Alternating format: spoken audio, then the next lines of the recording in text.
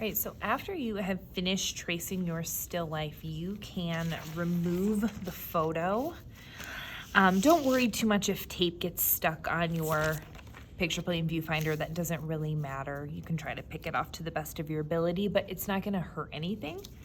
And then your black and white photo, you can still save this because sometimes it's helpful to reference when we're drawing, even though this will be a color with colored pencil and you'll be filling everything in with color. It is still helpful sometimes to see the black and white value because color has value too. So sometimes just seeing the black and white version helps us realize how dark or light something actually needs to be. So you can just put that in your folder and hang on to it. And then the next thing you're going to do is whatever toned paper you're choosing, you can choose between the light gray, dark gray, black, or tan. You are going to take your final paper and you are going to take the little piece that you cut out from this. So this was the piece inside here.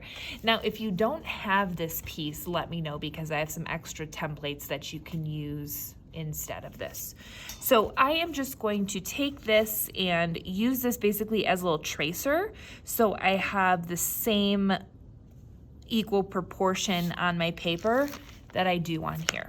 So I know this is, I could actually turn it this way so it matches my orientation there. So lining this up, I just kind of eye it. If you really want to get it exactly in the center, feel free to use your ruler, but we will put these in mats anyway when we're done, so it doesn't matter too much if it's not perfect.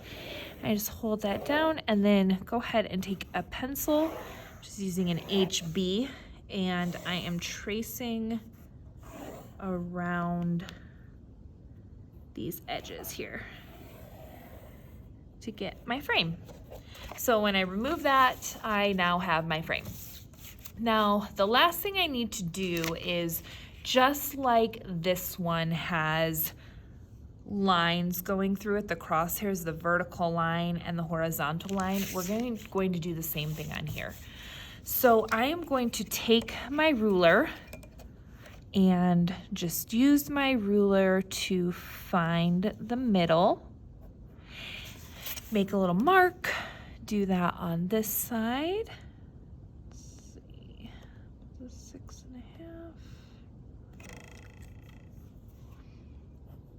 Make a little mark. Okay, now when you draw these lines, keep these super, super light. These do not need to be dark at all.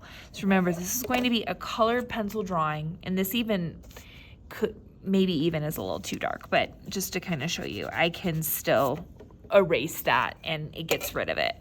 So sometimes the tone paper is a little deceiving with how dark something is, but nice and light pressure so you can erase these lines. You don't want them in your final. We're only going to be using them during the drawing process. So again, just nice and light. I'm using my HB, and now I've got my crosshairs.